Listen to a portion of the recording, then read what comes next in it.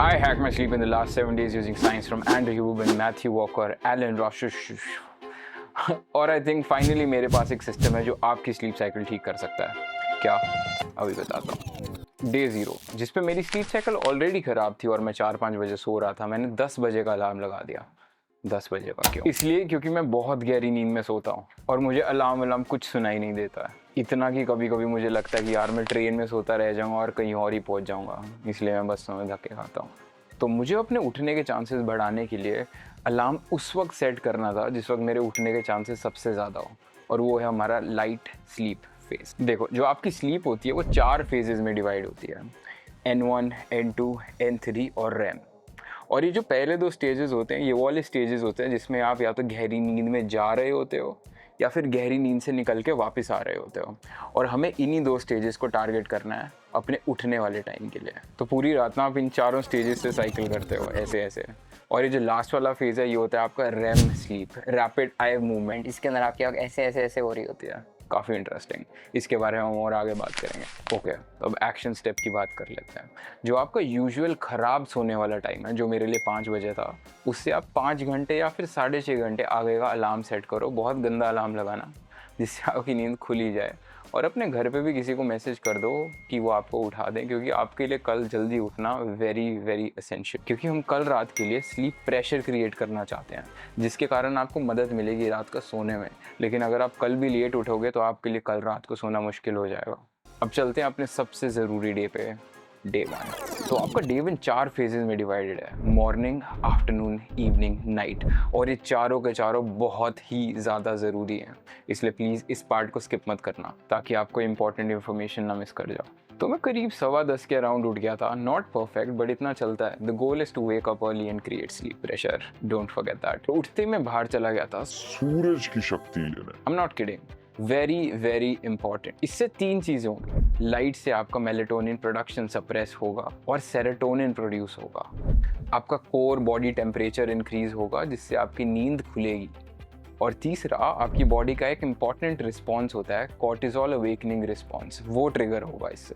और ये तीनों चीज़ें आपको अच्छे से सेटअप कर देंगी आपके डे की स्टार्टिंग की फाउंडेशन के लिए। और इसके बाद मैंने थोड़ी सी एक्सरसाइज कर ली ताकि मेरा ब्लड फ्लो इंक्रीज हो, जिससे हार्ट बीट तेज़ होगी, कोर बॉडी टेम्परेचर इंक्रीज होगा, एड्रेनलिन रिलीज होगा। ये सारी चीज़ें आपका वेकफुलनेस बढ़ाने में हेल्प करती हैं। और ये सब चीज़ें मदद करेंगे आपके सुप्रा किएज्मेटिक न्यूक्लियस की, जो अपनी सर्कैडियन रिदम को कंट्रोल करता है और डिसाइड करता है कि अपने कब उठने का टाइम है। और इसके बाद जाके मैंने एक कोल्ड शावर ले लिया, which is really good to wake you up. इससे डोपामिन रिलीज होगा, एंडोर्फिन्स रिलीज होंगे, कोर बॉडी टेम्परेचर इंक्रीज होगा। और आपने नोटिस किया होगा इन तीनों चीज़ों का जो हमने अभी तक करी है, सनलाइट, एक्सरसाइज, कोल्ड शावर्स, इनका एक पैटर्न है। हम कोर बॉडी टेम्परेचर बढ़ा रहे हैं, लाइट बढ़ा रहे हैं, वेकफुलनेस वाले न्यूरोकेमिकल ज़्यादा से ज़्यादा ट्रिगर करवा रहे हैं, है ना। और ये इसलिए ज़रूरी है क्योंकि हम चाहते हैं ये सारी चीज़ें सुबह सुबह पीक हो। अगर हम इसको सुबह सुबह पीक नहीं करवाएंगे और बाद में कभी जाके ये पीक करेंगी तो इससे हमारी रात की नींद अफेक्ट हो सकती है। तो मेरे वेकअप टाइम के ऑलमोस्ट 1 घंटे बाद मैंने ब्रेकफास्ट कर लिया। और ये ज़रूरी इसलिए है क्योंकि जो हमारे एंसेस्टर्स थे उनकी प्रायोरिटी थी सर्वाइवल, और फूड मिलने की जो टाइमिंग होती थी वो क्रिटिकल थी सर्वाइवल के लिए। इसलिए हमारी बॉडी की एक फूड एंट्रेंड सर्कैडियन रिदम भी होती है जो हमारी सुप्राकियाज्मेटिक न्यूक्लियस वाली सर्केडियन रिदम कंट्रोल से अलग होती है, और हम सुबह जल्दी ब्रेकफास्ट करके उसी मैकेनिज्म को ट्रिगर करना चाहते हैं। और मैं ब्रेकफास्ट में रेकमेंड करूँगा कि आप कोई हाई प्रोटीन हाई फैट वाली चीज़ खाएं जिसके कारण आपकी एनर्जी क्रैश ना हो, क्योंकि इनका मेटाबॉलिज्म स्लो होता है और एनर्जी धीरे धीरे रिलीज़ करता है। ऑल्सो वेरी इंपॉर्टेंट कि आप उठने के 90 मिनट तक कॉफ़ी मत पियो, क्योंकि इस वक्त यार आपका एडिनोसिन जो होता है वो धीरे धीरे कम हो रहा होता है ना। और अगर आप इस प्रोसेस के बीच में कॉफ़ी पी के इसको सप्रेस कर दोगे, फिर जब कॉफ़ी का जो नशा चढ़ा है आपको उतरेगा दोपहर को, तब आपको क्रैश आएगा, तब आपको नींद आएगी और आपके लिए मुश्किल हो जाएगी क्योंकि आप ऑलरेडी स्लीप प्रेशर में हो। इसलिए don't do this at all, specially day 1 में तो नहीं।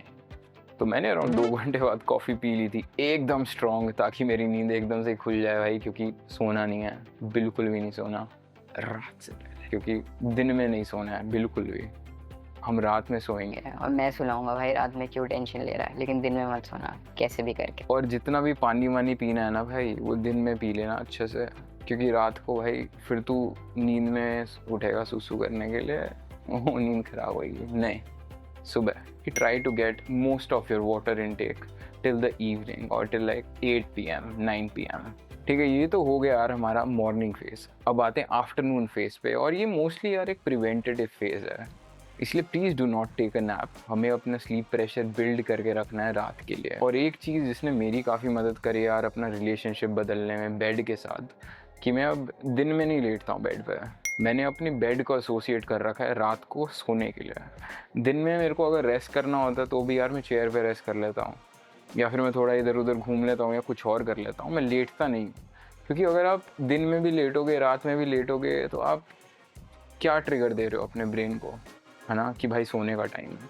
मुझे लगता है कि वो डिस्टिंक्शन रखना बहुत बहुत ज़रूरी है। आपके ब्रेन को क्लियर सिग्नल मिलना चाहिए कि बेड पे आने का मतलब है सोना, क्योंकि बहुत ज़रूरी है यार सही मैपिंग्स और एसोसिएशंस बना के रखना अपने दिमाग के अंदर अपने आसपास वाले एनवायरनमेंट के साथ।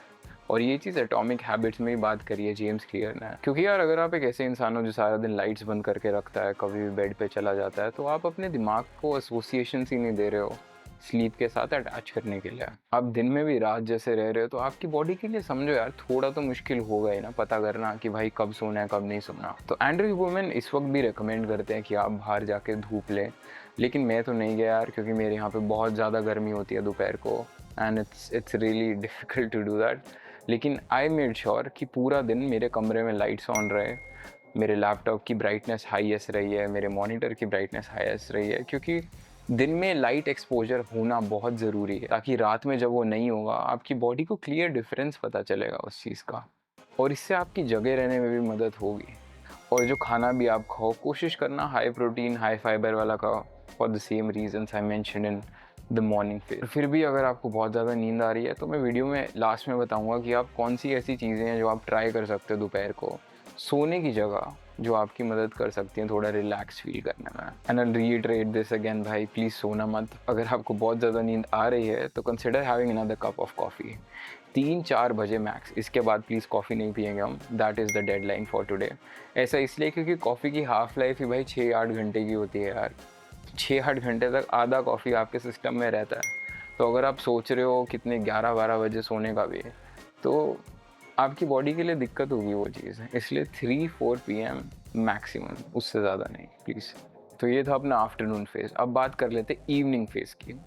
जो इवनिंग फेज़ है यार वो बेसिकली हम रेडी हो रहे हैं अपने रात वाले फेज़ के लिए। इसमें पहले तो मैं सनलाइट के टाइम पे बाहर चला गया था, क्योंकि एंड्रयू ह्यूबरमैन रिकमेंड करते हैं सर का सनलाइट लेने के लिए, जिससे आपकी रेटिनल सेल सेंसिटिविटी अफेक्ट होती है, जिसके कारण रात को जो आप थोड़ा बहुत फ़ोन चलाओगे लैपटॉप चलाओगे जिससे जो ब्लू लाइट आएगी, उस सेंसिटिविटी कम होने के कारण आपका वो जो अफेक्ट्स होते हैं मेलाटोनिन डिसरप्शन वाले वो थोड़े से कम हो जाते हैं। उसके अलावा भाई फिर चाय वाय पी ली, घर वालों के साथ बैठ गया, ये सारी लो स्ट्रेस एक्टिविटीज़ है गाइस। और ये ज़रूरी इसलिए है क्योंकि इन सब से सेरोटोनिन प्रोड्यूस होता है, और सेरोटोनिन हमें चाहिए इस टाइम पे, क्योंकि अगर आपका सेरोटोनिन कम होगा तो आपको मेलाटोनिन प्रोड्यूस होने में भी दिक्कत होगी, क्योंकि सेरोटोनिन जो है वो मेलाटोनिन का एक प्रीकर्सर है। इसलिए थोड़ा चिल करो भाई, आराम से टेक इट ईजी। शाम हो रही है, रात की तैयारी कर रहा है सोने के लिए, है ना। इस वक्त जोश में मत आओ, this is in the time, because we need to create a winding routine for our self. मैं यूजली घर की लाइट्स डिम कर देता हूँ, कोशिश करता हूँ कि मैं खाना सोने से एटलीस्ट 4 घंटे पहले खाऊं। मेरा सोने का आइडियल टाइम अराउंड 12 बजे है, तो मैं अराउंड 8 बजे के आसपास खाना खा लेता हूँ। और एक इम्पॉर्टेंट चीज़ यार कि अगर आप शाम को वर्कआउट करते हो या रात को वर्कआउट करते हो, please make sure that you do it 4 to 5 hours before your sleeping time, क्योंकि इससे आपका कोर बॉडी टेम्परेचर जो होता है वो इंक्रीज़ हो जाता है। और हो सकता है कि यार जब तक आपका सोने का टाइम हो वो टेम्परेचर उतना कम ना हो पाए जितना आपकी बॉडी को चाहिए सोने के लिए। इसलिए मैं तो आपको यही रेकमेंड करूँगा कि आप थोड़ा जल्दी वर्कआउट कर लो, लेकिन very important, some exercise is better than no exercise. मैं ये नहीं बोलूँगा कि भाई आप अगर सिर्फ शाम को ही वर्कआउट कर सकते हो तो आप वर्कआउट ही करना बंद कर दो। Don't do that. Workout is important, but make sure that कि आपकी स्लीप और वर्कआउट के टाइम के बीच में डिस्टेंस है। That's all I am saying. और मेरा काम यूजुअली 10-11 बजे तक होता है यार रात को, तो it's not practical for me to just shut my devices of.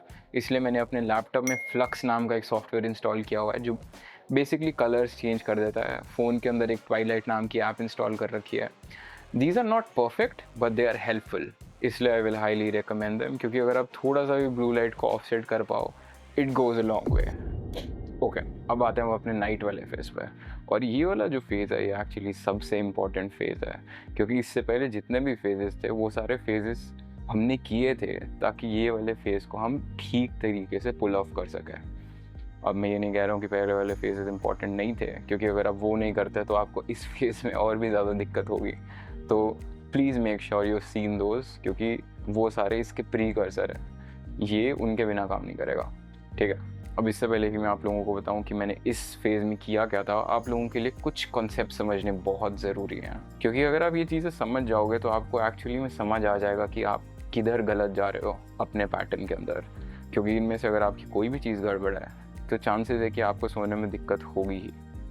ठीक है, तो पहली चीज़ है टेम्परेचर। आपके रूम का जो टेम्परेचर है वो ठंडा होना चाहिए ताकि आपकी बॉडी का जो कोर टेम्परेचर है वो गिरे और आपको नींद आए। कोई ब्लैंकेट्स वगैरह लेते हो तो मेक श्योर आपका एक हाथ या एक टांग कुछ ना कुछ बाहर हो ताकि आपकी बॉडी वार्मथ से बहुत गर्मी ना हो जाए अंदर। You can also take a hot shower at night. गर्म पानी से नहाने से कोर टेम्परेचर जो है वो गिरता है और ठंडे पानी से नहाने से कोर टेम्परेचर बढ़ता है।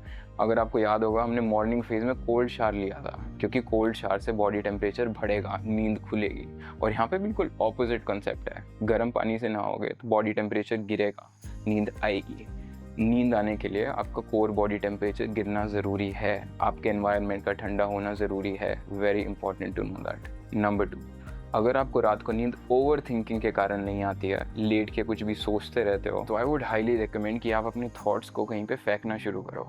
थॉट्स की उल्टी करो। क्योंकि उसको अगर आप निकालोगे नहीं दिमाग में तो वो चलता रहेगा चलता रहेगा चलता रहेगा। You need to write it down, and the best thing to do that is to journal. I would recommend कि आप एक नोटबुक लो और make a habit out of writing things down.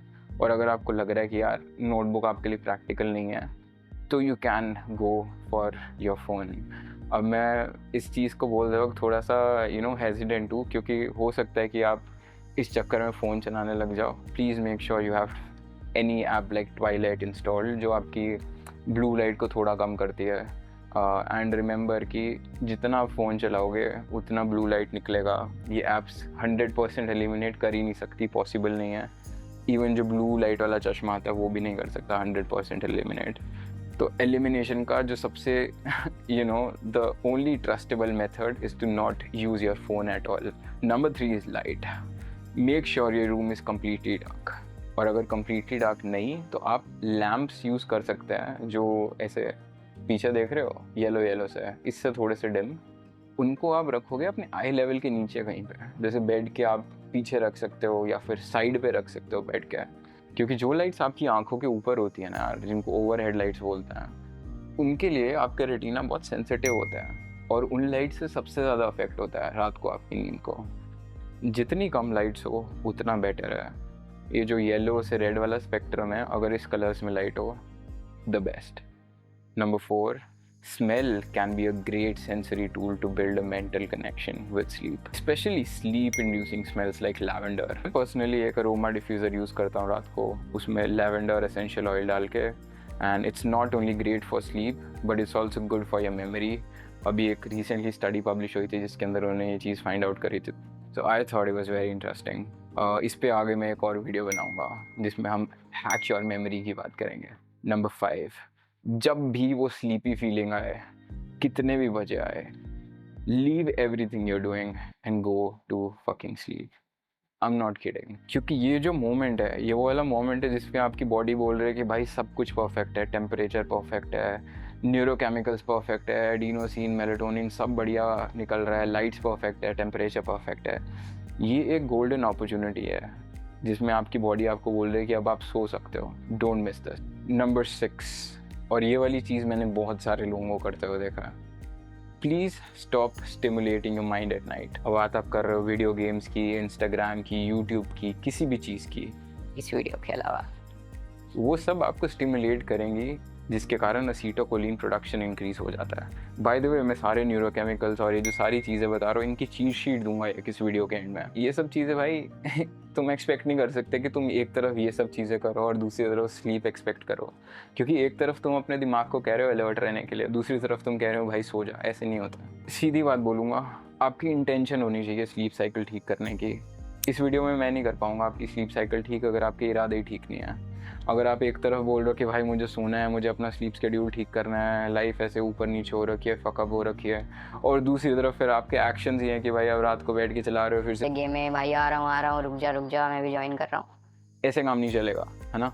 So you have to be a man of your words भाई, and you have to prioritize what you need the most versus what you need in the moment, क्योंकि ये सब चीज़ें आप दिन में भी कर सकते हो, है ना। मैं ये नहीं कह रहा गेमिंग बुरी है या फिर इनमें से कोई भी चीज़ बुरी है, दैट्स अ सेपरेट डिस्कशन, लेकिन हर चीज़ का एक टाइम होता है और रात वो टाइम नहीं है। Number 7, supplements. भाई I am excited about supplements, क्योंकि मेरे को बहुत पसंद है सप्लीमेंट्स ट्राई करना, सप्लीमेंट्स के बारे में पढ़ना। इनफैक्ट मेरे पास एक पूरा ऐसे सप्लीमेंट का स्टैक है और बहुत सारी चीज़ें जो मैंने ट्राई कर रखी हैं, and you see that in the upcoming videos. लेकिन इस वीडियो में मैं कुछ स्लीप सप्लीमेंट्स के बारे में आपके साथ बात करना चाहता हूँ। मेरे जो 5 पर्सनल फेवरेट्स हैं वो है L theanine, magnesium glycinate, GABA, ashwagandha. Number 5 is melatonin, लेकिन this one comes with a caveat. अब मेलेटोनिन मार्केट में बहुत तरीके का आता है भाई, अमेज़ॉन पे मिलता है, बहुत सारी जगहों पे मिलता है, लेकिन वहाँ से मत परचेज़ करो, ठीक है। एंड्रयू ह्यूबरमैन इस चीज़ को इसलिए रेकमेंड नहीं करते हैं क्योंकि मेलेटोनिन की जो डोजेज होती है वो बहुत अनरिलायबल रहती है, जो सप्लीमेंट्स मिलते हैं आपको। इसलिए मैं जो पर्सनली मेलेटोनिन लेता हूँ वो मैं लेता हूँ फार्मास्यूटिकल शॉप पे। वहाँ पे 3 mg की एक मेलेटोनिन की पिल आती है, उसको मैं हाफ स्प्लिट करता हूँ and then I take that. और फिजियोलॉजिकल डोज में ट्राई करता हूँ लेने की, तो in fact most of the times I would even divide वो छोटी सी गोली को into 4 parts and just use a single part, जो अराउंड 0.7 के आसपास डोजेज का पड़ता है, which falls in your physiological range which is less than 1 mg। लेकिन मैं समझता हूँ बहुत सारे लोगों के दिमाग में स्टिग्मा है भाई सप्लीमेंट्स को लेके, उनको लगता है कि भाई सप्लीमेंट्स और दवाइयों में कुछ फ़र्क नहीं होता है। इसलिए मैं आपको कुछ नेचुरल चीज़ें भी बताता हूँ जो आप कर सकते हो अगर आपको सप्लीमेंट्स नहीं लेने हैं। Number 1 would be chamomile tea. This is a great source of apigenin. अगर आप एपिजेनिन सप्लीमेंट में नहीं लेना चाहते हैं तो आप कैमोमाइल टी ट्राई कर सकते हैं। इनफैक्ट आप इसको सप्लीमेंट्स के साथ भी ले सकते हैं, because chamomile tea is a really good source of epigenin, and if I had to recommend one tea before going to sleep, it would be chamomile tea. आप आलमंड्स खा सकते हैं जिसमें ट्रिप्टोफैन होता है और मैग्नीशियम होता है। आप कीवीज़ खा सकते हैं जिसके अंदर कुछ ऐसी कंपाउंड्स होती हैं जो सेरोटोनिन और मेलेटोनिन प्रोडक्शन में हेल्प करती हैं। आप दूध पी सकते हैं, गर्म दूध, उसमें हल्दी डाल के, लेकिन मेक श्योर आप बहुत ज़्यादा नहीं पी रहे हैं, थोड़ा सा पी रहे हैं, एंड ऑफ कोर्स आप लैक्टोज इंटॉलरेंट नहीं है। और आप वॉलनट्स भी खा सकते हैं, walnuts are a good source of melatonin as well. Okay, अब हमने ये सारी चीज़ें समझ तो ली हैं, बस अब इसको इम्प्लीमेंट करना रहता है। हमें समझ आ गया टेम्परेचर का गेम, लाइट का गेम, स्मेल का गेम, ओवर थिंकिंग का गेम, सप्लीमेंट्स का गेम। हमारे पास सारा डेटा है, अब इसको बस इम्प्लीमेंट करना है। और ये इम्प्लीमेंटेशन इनफैक्ट सबके लिए अलग हो सकता है। होपफुली आपको इन सब चीज़ों से ये तो समझ आ गया होगा कि आप क्या चीज़ नहीं कर रहे हो या क्या चीज़ गलत कर रहे हो, है ना।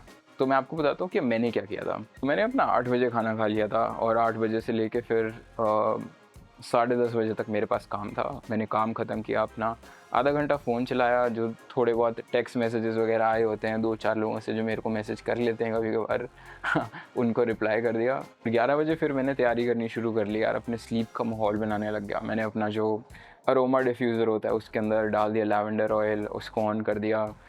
लाइट्स तो ऑब्वियसली ऑफ ही थी। खाना खाने के बाद से लाइट्स नहीं ऑन रखता भाई मैं। ये जो ऐसी आपको डिम लाइट दिख रही है ना, ये पीछे वाला लैम्प, इसको मैं ऑन रखता हूँ 10:30 बजे के आसपास, फिर इसको भी बंद कर देता हूँ क्योंकि मुझे कोई दिक्कत नहीं है इनफैक्ट रूम को बिल्कुल डार्क करके सोने में। एसी ऑन कर लेता हूँ ताकि कमरा थोड़ा सा ठंडा हो जाए, है ना। अगर मेरे को लग रहा होता है कि भाई मेरे को बहुत गर्मी लग रही है तो मैं नहाने भी चला जाता हूँ, अपना बॉडी टेम्परेचर गिरा देता हूँ, वरना यूजुअली मेरे को नहीं लग रही होती है गर्मी क्योंकि मेरा एसी चल ही रहा होता है।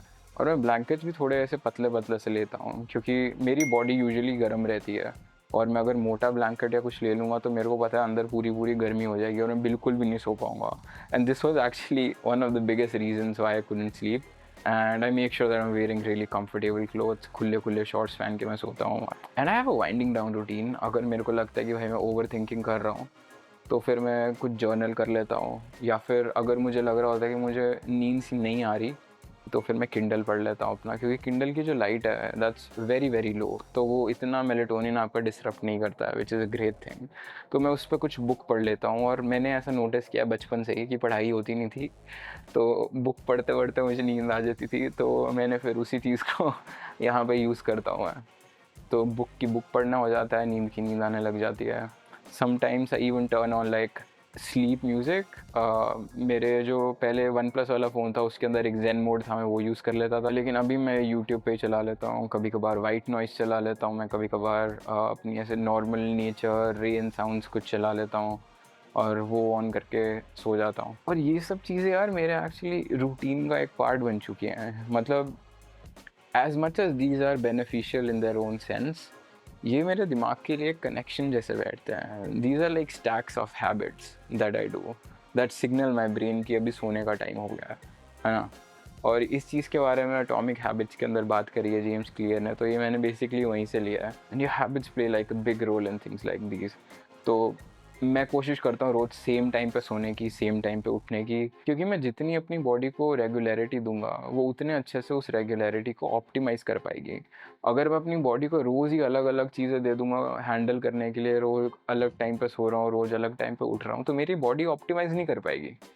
This is how everything works, है ना। अगर आपको पता है कि आपको कोई चीज़ कैसे करनी है, आपको पता है कि भाई आपको सैंडविच कैसे बनाना है, तो आप जल्दी जल्दी बना पाओगे। लेकिन अगर आपको कोई बोले भाई कि सैंडविच के अंदर ये कर, ये कर, वो कर, और आप रोज़ बदल रहे हो चीज़ें, तो टाइम लगेगा ना। सेम चीज़ जो आपको ऑलरेडी पता है उसको ऑप्टिमाइज़ करने में टाइम नहीं लगता, और आपकी बॉडी भी सिमिलर तरीके से ही काम करती है यार। जितना आप इसके लिए इनपुट ईजी करोगे उतना ही आपको अच्छा आउटपुट भी देगी। तो मौका दो अपनी बॉडी को ऑप्टिमाइज़ करने का, मदद करो उसकी भाई। अब मेरे ऊपर स्लीप प्रेशर तो बना ही हुआ था सुबह से, तो मेरे को उतनी ज़्यादा दिक्कत नहीं हुई डे 1 पे सोने में। तो मैं अराउंड 11:15 बजे के आसपास सो गया था, और मैंने ऑलरेडी अलार्म लगाया हुआ था अगले दिन के लिए मेरे सोने वाले टाइम से 7.5 घंटे का।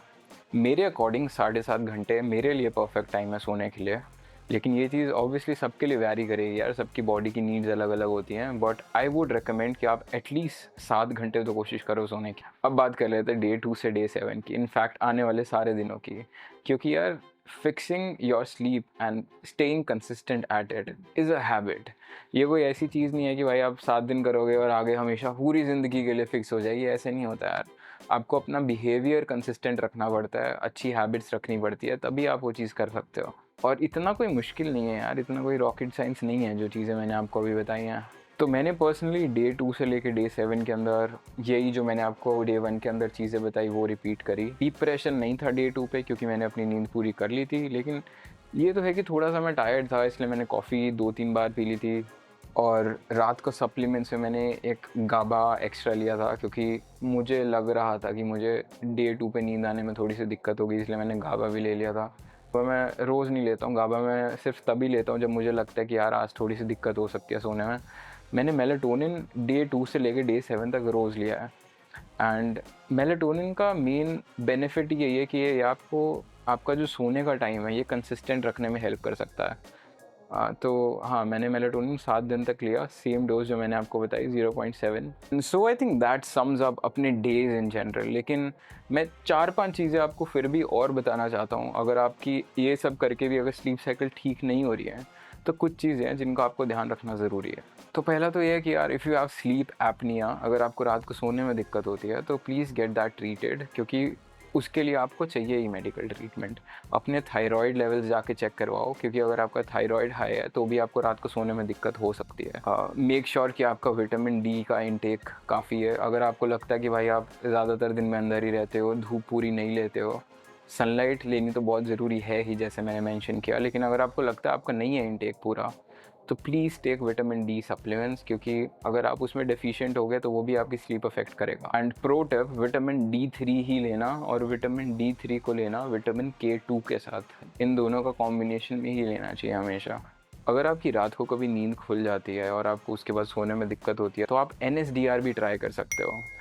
ये सेम चीज़ आप कर सकते हो दोपहर को भी, अगर आपको स्लीप प्रेशर के कारण बहुत ज़्यादा नींद आ रही है, या फिर रात को भी अगर आपको सोने में दिक्कत हो रही है, तो आप NSDR कर सकते हो। यूट्यूब पे जाके बस सर्च कर लो NSDR, आपको बहुत सारे प्रोटोकॉल्स मिल जाएंगे। एक एंड्रे ह्यूबरमैन की भी वीडियो है, वो भी अच्छी वीडियो है, वो भी आप ट्राई कर सकते हो।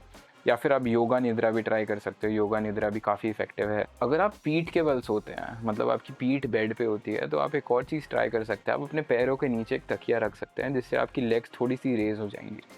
ये लिम्फेटिक ड्रेनेज के अंदर हेल्प करता है, जिससे आप थोड़ा काम और फील कर सकते हो और आपको नींद होने में हेल्प हो सकती है। और एक और चीज़ एंड्रे ह्यूबरमैन ने मेंशन करी थी अपनी वीडियो में, आप अपने सोने के टाइम से 14 से 16 घंटे पहले अपनी फ़र्स्ट लाइट लेने की कोशिश करो। जैसे मैंने आपको बताया था कि मैं 12 बजे सो के 7:30 बजे उठ रहा था, तो मैंने अपनी जो फ़र्स्ट लाइट ली थी वो भी ली थी अराउंड पौने 8 बजे के आसपास। ये आपकी सर्केडियन रिदम फिक्स करने में हेल्प करेगा। एंड मेक श्योर आप अपनी नींद पूरी करो। 7 घंटे is minimum, like I said. और ऐसा इसलिए क्योंकि deep sleep is the foundation for all of your health, है ना। आपकी हैबिट्स बिल्ड करने के लिए, आपके न्यूरल कनेक्शंस होने के लिए, चीज़ें याद रखने के लिए, बीमारियों से बचने के लिए, सेल्स रीजनरेट करने के लिए। आप मैथ्यू वॉकर की, एंड्रयू ह्यूबरमैन की वीडियो जाकर देख सकते हो अगर आपको और डिटेल में जानना है कि होता क्या है जब आप सो रहे होते हो। इनफैक्ट मेरी भी आगे वीडियोज़ आने वाली है इन्हीं सब चीज़ों के ऊपर। तो make sure you hit subscribe if you haven't already. हम मेमोरी हैक करने की बात करेंगे, प्रोडक्टिव मॉर्निंग रूटीन की बात करेंगे, स्टोइसिज्म पे बात करेंगे, बहुत सारी चीज़ों पे बात करेंगे यार। इसलिए make sure you are subscribed. ये मेरी पहली प्रॉपर वीडियो थी। अगर आपको अच्छी लगी तो please support me by just liking the video, commenting, sharing it, ताकि मुझे लगे कि भाई कुछ फ़ायदा हो रहा है मेरा ये सब बनाने का। क्योंकि ऑब्वियसली मुझे ये सब करके पैसे नहीं मिल रहे हैं यार, और मैं पैसों के लिए कर भी नहीं रहा हूँ। I just want to help others with the things that I struggled with. तो वही है कि मैं अपनी लाइफ में खुद चीज़ें ट्राई करता रहूँगा, एक्सपेरिमेंट करता रहूँगा, और जो चीज़ मुझे लगेगी हाँ यार ये इसका कोड मैंने क्रैक कर लिया, उस पर मैं वीडियो बना लूँगा। So don't miss out, join the brotherhood. See you next time, bye.